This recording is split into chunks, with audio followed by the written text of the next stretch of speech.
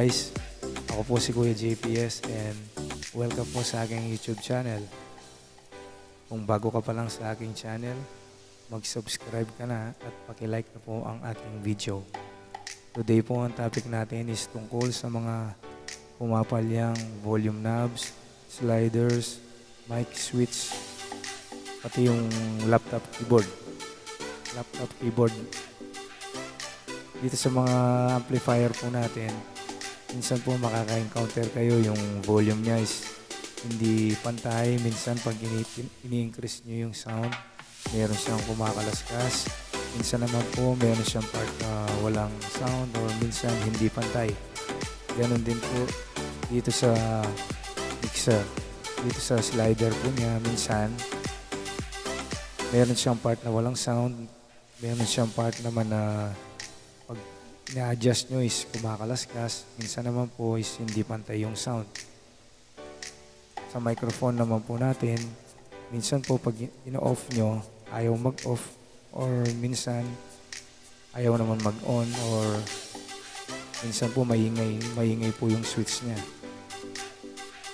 Sa laptop keyboard naman po natin is minsan makaka-encounter kayo na parang nag-ghost touch po siya.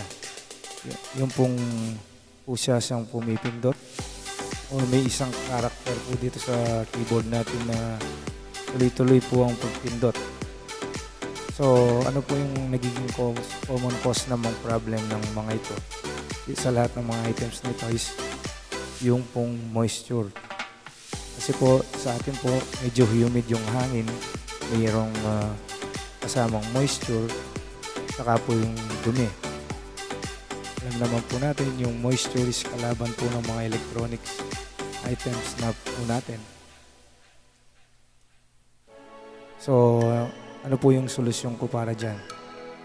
Ang solusyon ko po dyan is hindi mo sila ipapa-repair, hindi ka po pupunta sa mga, hindi mo po kailangan pumunta sa mga repair shop para papalitan yung mga volume knobs, yung sliders at babaklas yung keyboard.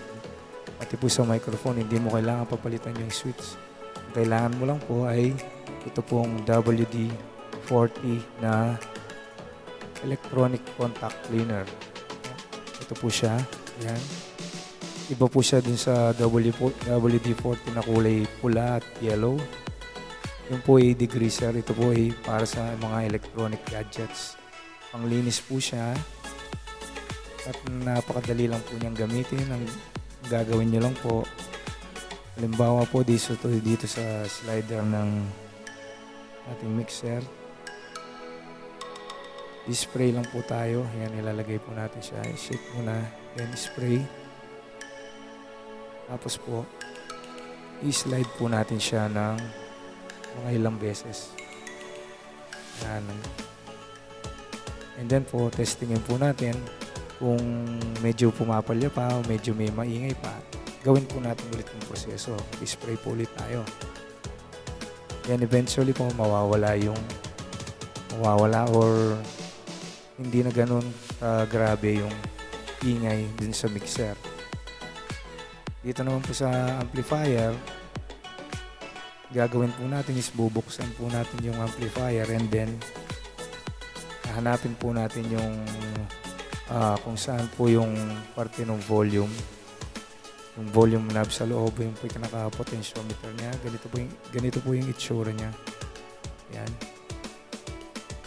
Then, gagawin po nyo is maghahanap lang po kayo ng pwesto or part dun sa potentiometer na pwedeng pasukan ng liquid. Tatapat po natin yung nozzle ng spray and then i-spray po ulit natin siya. And then, katulad ng ginawa natin dito is medyo paglalaroan po natin siya ng ilang beses. Ayan, paikot-ikot. Yan. Ingat lang po pag dito sa amplifier, dapat po naka-alis po yung pagkakasaksak niya kasi baka makuryente kayo.